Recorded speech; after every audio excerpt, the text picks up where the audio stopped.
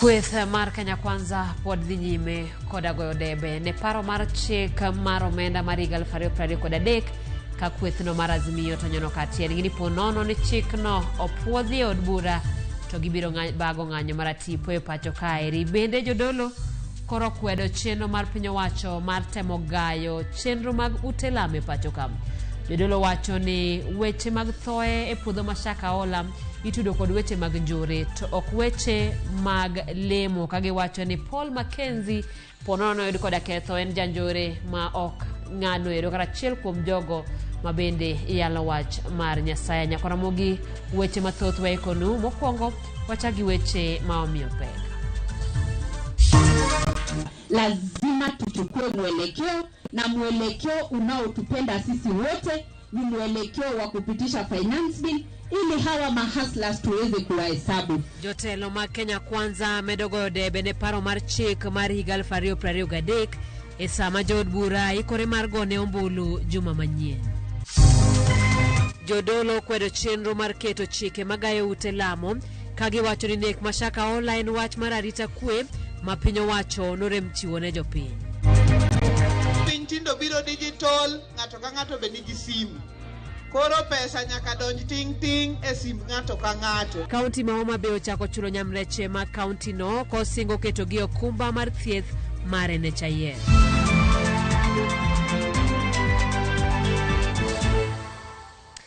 Machiegni nyaka Ramogi ini wangsa ne chenro mar OIMORE. Inyalo tudori kodwa namba mar ote machuok 33600 bende yudo wakanyo achiel kachiel e mbui marwa mar YouTube Ramogi TV, bende yudo Facebook achiel kachiel mano Ramogi TV. Inyalo tudori kodwa bende e Twitter. Nyinga Simfrozo Kinda, jaloko marwa Winnie Adoyo.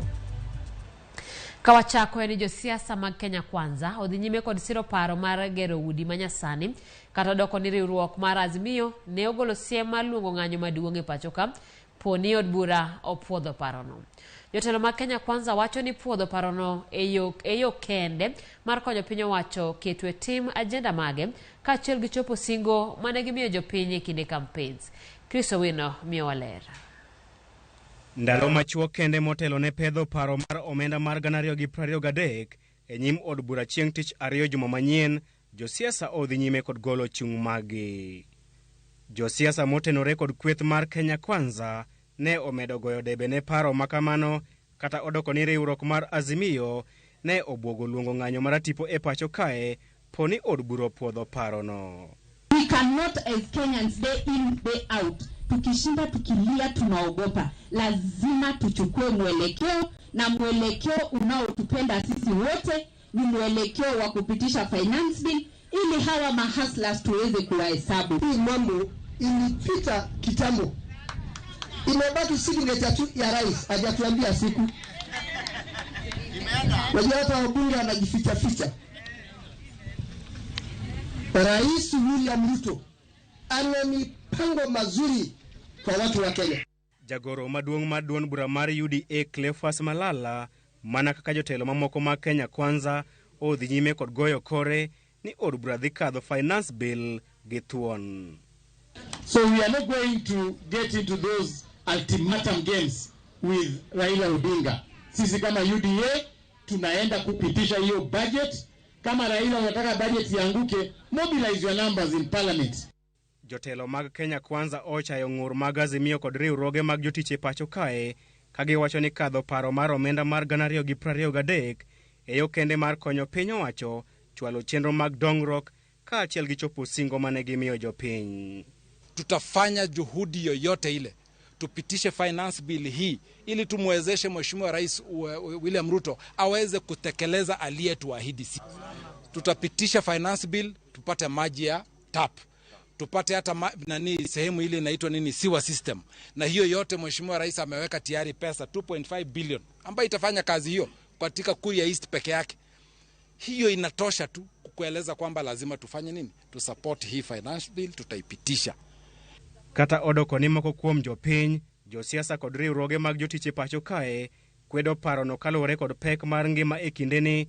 Speaker mar Senate Amason Kingi to ne opuoyo komiti mar od bura kuom kawo pach jopiny motelo ne pedho report margi e od bura. And I think the debate that is happening now touching the finance bill is extremely healthy, and it's within the confines of the Constitution. So it's encouraging to see Kenyans, voicing their take on the finance bill. And I believe once Parliament resumes on that particular issue, they will be able to take into account the concerns that have been given and make a decision that of course will take the country forward. En gima nenore ayanga ni piny owacho ok oikore mar wito oko paro makamano kaluwore kod kwayo mag Azimio.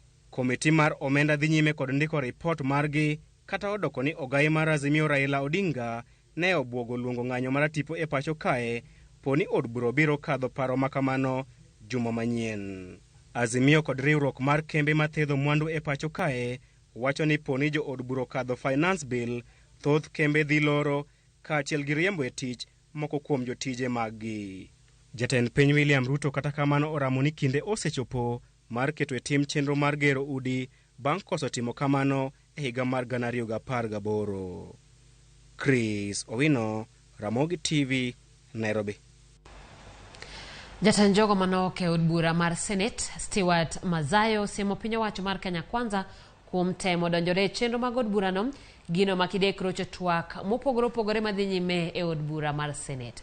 Kane oloso e nyasi mar yawo ayanga romo mar jofwamb weche maluwo weche mag od bura, Senator Mazayo okoni moko kuom jod bura osebedo kichiko ewi kaka onego gigo ombulu kod kaka onego gichiw twak margi e od burano.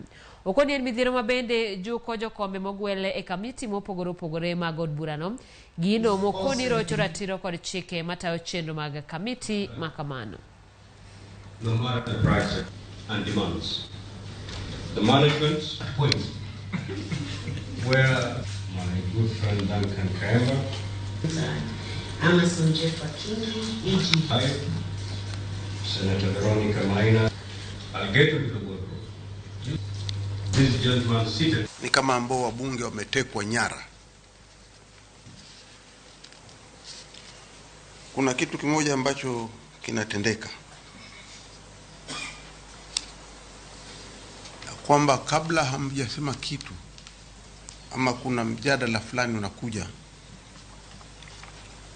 saa ingine unapata kunakuwa na watu ama viongozi wanafatwa na wanaambiwa njia ya kufata ama kusema ama kupiga kura, utapiga njia hii. Hiyo ndio wazi kabisa inatendeka ndani ya bunge. Kunao muhimu ya kwamba wale waliochaguliwa kama ni wabunge wapewe nafasi yao waweze kufanya kazi ya ubunge bila kuingiliwa na mtu yoyote. Kawadhi jimene jokanyo mag duond bura mar ODM ochako chenro mar tego duond burano e gwenge duto mag ODM kama ODM nitiere kod mar medo neno ni huma mar ODM obedo malach ka giwacho ni ok gibiyie mondo huma mar UDA omedre gwenge ma ODM osebedo kod huma malach. Duond burano nobago romo gi jokanyo mag gwenge ma Migori. Jojuma lerono mathoth. Eromo ni mani obage chuny bomano ma wendo babene ne ochopie koyo bono ma ugunja opio wandae to akao tende kod yore mag tego duond bura mar ODM ne omipek. ODM e chuny Azimio koso tungni obete kino wegi donge mano teko mar Azimio koro timre nadi onge chwakuru gwengeu mondo remain relevant in the political arena. Jokanyogo mag ODM ne osingo tego duond bura mar ODM e gwenge duto mag Nyanza mondo koro kik gimi duond bura mar UDA thuolo mar bedo kod huma e gwego mag Nyanza ma ODM osebedo kod huma mathoth. Oda kata Kenya Kwanza onge kod excuse to pretend ni gibiro turwaka manyo membership. Kako ridwaro kom mitimogo maendeleo to nyaka ibedgo kumba maduong' miluongo ni chama ma isorogo kidhi manyogo komno. Josiasa e kaunti ni ma Migori mane oyuoro romoni ma oting'o gavana ma Migori Cheleako, jobono ma wendo Walter Owino kaachiel kod mano Masuna West Peter Masara ne osingo tiyo kamoro achiel kod jotelo duto e duond burani mar ODM mateo duond burani e kaunti ma Migori. Ng'eyo ni yiero ma 2022 nyocho mawa to dang' wabed jok mofuwo manade ma nikech nyocha piny otho ni tiwang'o dero. Unimuro konyo chama ni kwa kucho. I'm ready, you all the necessary support kaka chama, kaka patron ma wendo constituency, mondo wane ni gino pegi.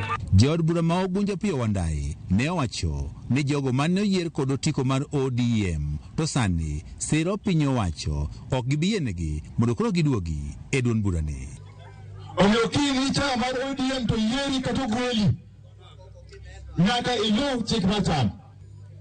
Jawa mosewewa masani koro chiemo kod oda. Ibed mbunge, ibed MCA, ibed ng'ata. Once you have gone, kik iduog confuse jowagi.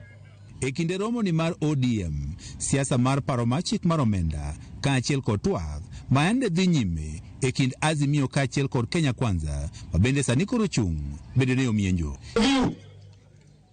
My view, unless I'm convinced otherwise, let us count those talks as finished, as done away with. We entered into these bipartisan talks in good faith, but it has now been confirmed that Kenya Kwanza or UDA were not sincere from day one. Jod burago mag ODM ne oramo ne ogidhi siro paro mar chikni. But in the unlikely event that they use coercion, they use bribery, they use intimidation, or any other unorthodox means to push through that bill in the House, that will mark the beginning of massive demonstrations and mass action that has never been seen in this country ever before. Coming to overtax them. As a member of parliament elected by the people of Awendo to represent them at the National Assembly, I want to declare it here and now that I am going to vote no. Romo mar ODM obiro mane kinde maromo dwe achiel kende bang' ka jokanyogo mag UDA bende ne obedo kod romo margi e gwenge mag Awendo kama ne gitwak e yore mag medo huma mar duond burani e kaunti ma Migori. George Juma, Ramogi TV, Migori. E kaunti ma Kilifi en ringre maromo 10 kawuono kunye bungu mashaka hola makoro miyo kwan ringre mosekunya kasani oromo 274 e sama tilo mar adek mar kunyo dhi nyime. Kata kamano onge ng'ata moresi kangima ka kwan joma oseresi kinde mokalo gin 95. Kamano bende chenro mar manyo gund ringre osetim ne ringre 93 ka moko ka kuom mano 19 oseyang kata oseyudo anyuolagi. Ji maromo 613 duto osendik kaka joma olal. Chenro mar kunyo biro dhi nyime wuok tich juma manyien. Our home-site team has been able to exhume 10 bodies, and we are going on, as I've said, with the opening of the roads. We've not been able to rescue or arrest any person. So as of now, our exhumations or those people that have lost their lives are 274. We have the 95 rescues, 35 arrests, 93 people. It still stands, those who have given their DNA tests. Those that have been able to be identified by their families are 19. And our desk still remains with all those that have come to report their loved ones are missing, still stands at 613. Our teams take rest today, the home-site team. We resume the exhumations on Monday morning. Riwruoge mag tend kanisa e pacho ka okwedo chenro mar piny owacho madwaro keto chenro mar gayo kendo tayo ute lamo e pacho ka. Jodologo kawo kamano luwo seyo kuom piny owacho kuom remri darita e pacho ka. Jodologo manochopo e nyim komiti mar Senate manono thoe Mashaka Hola owacho ni wach mar jodolo makoch kata jadolo makoch Paul Mackenzie en mar njore kendo piny owacho onego kaw ne okang' mager mar chik. Riwruoge mag ute lamo kamoting'o National Council of Churches of Kenya kod Evangelical Alliance of Kenya nochopo e nyim komiti mar Senate mana nothoe Mashaka Ola mondo winj pachgi ewi kaka piny owacho onego taa ute lamo e geng'o thoe kaka Mashaka Ola. Jodologo gi duol achiel kata kamano kwedo chenro moro amora mar temo keto chike manyien kendo gayo ute lamo go ka giwacho ni mago biro kelo akwede kendo biro dhi ataro mar chike ma pacho ka mochiwo thuolo ne oganda duto mondo lem kaka gidwaro. The deaths of persons whose bodies are being exhumed in Shakahola forest are a direct result of the failure of the criminal judicial system to deliver on its mandate. That there was massive security failure in preventing Shakahola massacre, and that the same government has lost the moral authority to investigate the matter. We call on the government to make deliberate effort to restore public trust, which has been massively eroded by the Shakahola massacre. Article 8 of the Constitution of Kenya 2010 provides that there should be no state religion. In keeping to the letter and spirit of this provision, we wish to raise a caution that regulation of religion by the government runs the risk of violation of this constitutional provision. The question of who will regulate and how the same will be done raises a number of issues.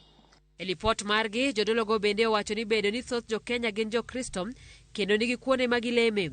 Temo gayo ute lamo nyalo biro nyayo akwede ne ute lamo mamoko. This means that eventually a member of one religion will dictate the activities of another religion, thus affecting the freedom of the minority religions as well as the group that will probably refute the regulation for one reason or the other. Kane hotel negi kod Senator Matana River Danson Mungatana, mabende hotelo ne komitino ne dwaro ng'eyo kang' moro amora ma jodologo nokao e kinde mane gineno ka achiel kuomgi Paul Mackenzie wuondo joge.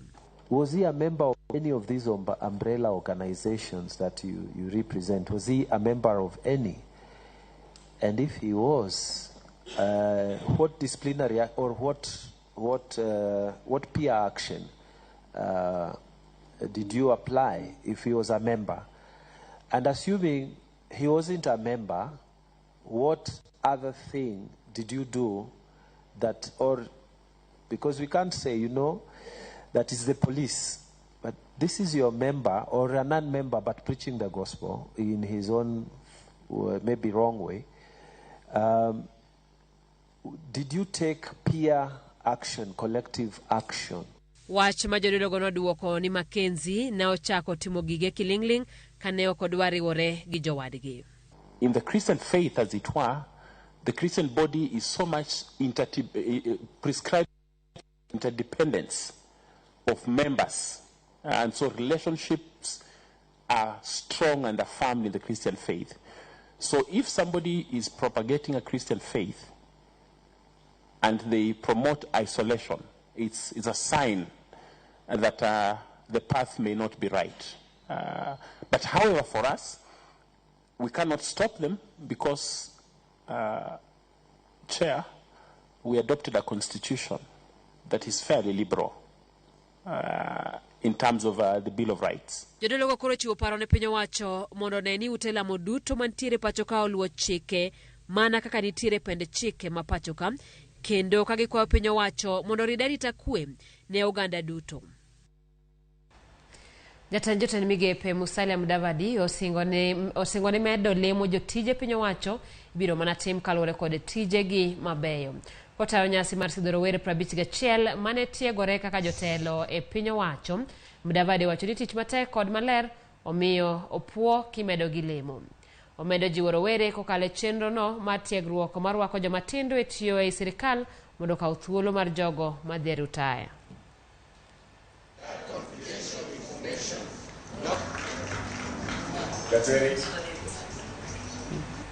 I congratulate both the graduating class and the incoming fellows. I am a Quaker by faith, so I'll ask you one question. Can Kenya count on your leadership and strong commitment to work in the public service and make this country a better place for all. Thank you for that affirmation, and may God guide you all. The realization of this program, sir, was premised on the understanding that our public service transformation would only succeed with ethical and professional civil servants. The recruitment of the fellows in this program was highly competitive. To whom much is given, much is expected. A lot is expected from us. Therefore, I implore each one of you to maintain focus on being the kind of leaders.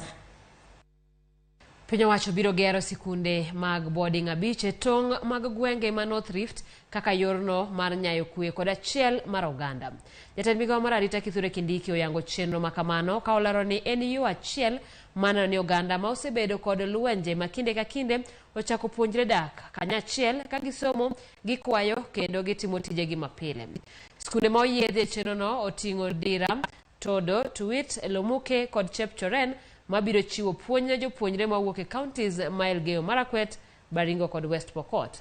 Kindiki ne loso e kinde mane oromo kod jokanyo e skund primar Madira mayudore kar chung'od bura Matiati e county ma Baringo.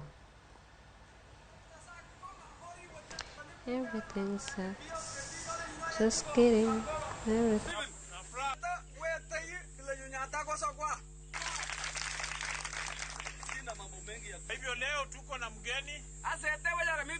Wakora wote, wahalifu wote, ni nyinyi na mimi, ni nyinyi na wale,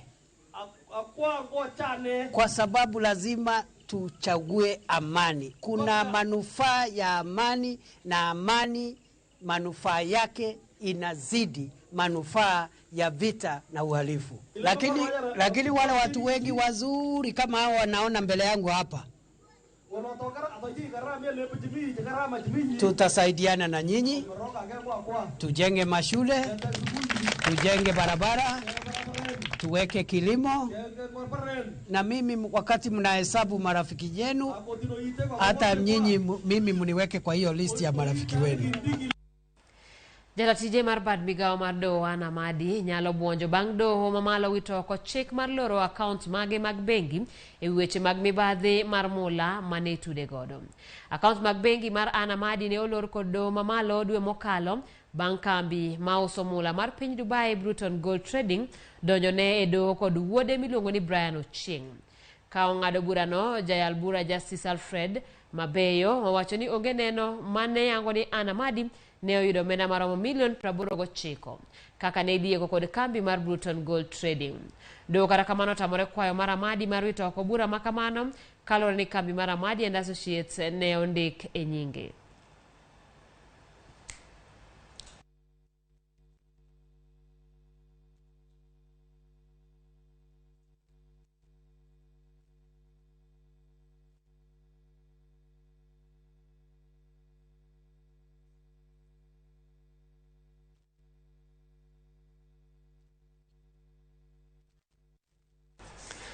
Ramogi wakaoyo mokwongo e chenro mar OIMORE. Samson Origa loso kod wakanyo e YouTube wacho ni an Samson Okalo Origa kantie Ugwe School waneni maber kod mama na Pamela Origa. Erokamano.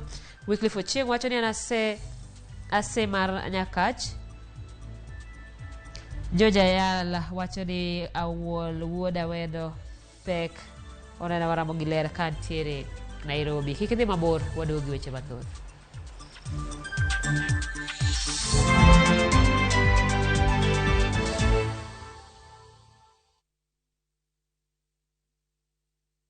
Jijenge na shilingi 1500 guaranteed kila wiki kwa kucheza Kaende Jackpot. Shiriki kwa kutumia 50 bob pekee, cheza na Autopic kwa kutuma neno KJP kwa 29063. Not for persons under the age of 18. BCLB number 416.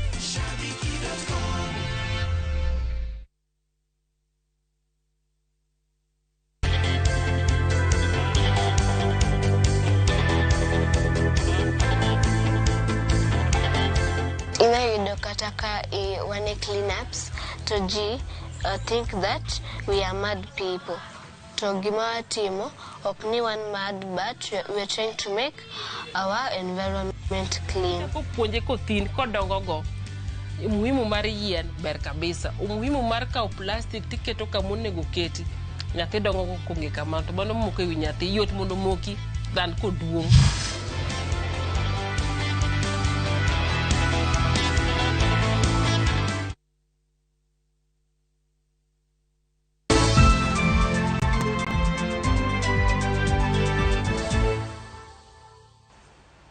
Machiegni kendo wadhi e kaunti ma Homa Bay kama sirikal mar kaunti no osechako chenro mar chulo nyamrerwa ma kwan gi romo 2,950 kaka achiel kuom chenro ma en go mar bero sekta mar thieth kochakore e kor gwenge.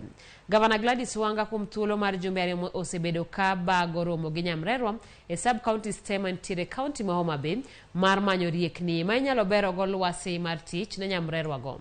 Wanga omedo ni sani nyamrerwa te kaunti no yudo chudo mar gi dwe ka dwe e simbegi mag ong'we yamo ka okoni mano en singo mane omiyogi e kinde mane otimo campaign. Bende oyango ni piny owacho mare dhi nyime gi chenro mar rwako nyamrerwa go e okumba mar thieth mar NHIF mondo gin bende giyud thieth makare.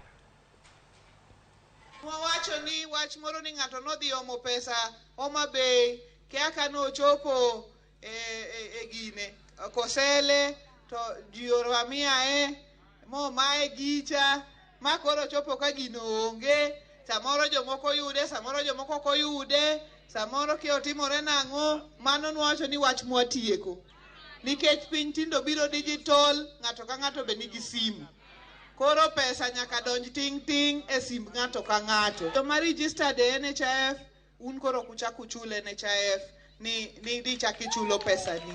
Joma ok registered di bedo registered, pesa osechul from May. Koro udhi adhiya nyime gi thieth.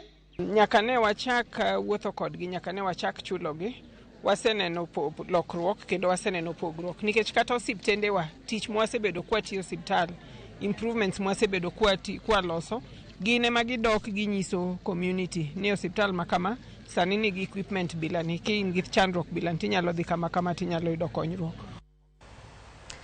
Wagogni ma Nyakach ma bende jodong Nyakach deno ni Queens and Princesses of Nyakach gi dho ngere owuok kar romo margi mar chopo nyasi mane obagnegi mar rwako dhialo kendo sidho Nyanyakach. Millicent Adhiambo miyo waler mathoth.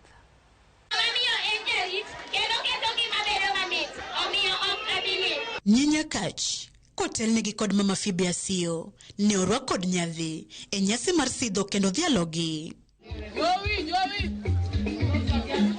Jotelo mopogore kamoting'o mama Aida Odinga, gavana ma Homa Bay Gladys Wanga, jalup gavana ma Kisumu Matthew Zowili e kind jotelo mamoko ne oyuoro. Jodong Nyakach kotelnegi kod ruodho gai margi Ogongo Yano ne oyango gima omiyo ne gibago nyasi makamano kendo sidho nyi Nyakach kochak kod mama Phoebe Asio kaka migokgi marandiga kaka ranyisi ne mine mondo timatek onyal. Nyasi ma jo Nyakach onyiedhore oko noyango kendo dhialo nyi Nyakach nikech gin remb Nyakach gi nyithi Nyakach mana kaka yawuot Nyakach. Sith makamano ne odhi nyime ne nyi Nyakach duto mane ochopo e nyasi no. Aneno ka gino kelo wagogni kabisa. Nyi Nyakach kane loso e gipuoyo okang' mane jodongi okawo mar dhialo nyathi manyako gino magiyango ni pok ne gineno kendo jiwore giwegi mar chako riwruoge saga e konde duto magintie kaka yor ting'ore malo. Wadwa chako mentoring motegno ka watudore gi mama Aida Odinga gi programs mage. Nyi Nyakach dak udwoke ni uyie ni wachako gimoro kawuono. Ng'ato ka ng'ato kidok thuru kumi dhiye nyaka idhi form bura moro matin ma Nyi Nyakach okamano. Omiyo daher wacho ni janyuol moro amora mani kaka wuono ka nyathini nigi talent wamigi mana support. Jotelo mane oyuoro osiro ahinya nyasi no, kata kamano siasa ne oduogo kawo kore e weche motenore kod paro mar chik omenda mag 2023 e kind weche siasa mamoko. In our country, one NSSF, and they have used that money to develop local housing and we have Nyayo Estate Embakasi as an example. They have LAP Trust, they have LAP Fund, and they have County Pension Fund. We think that the creation of another fund is suspect and maybe another avenue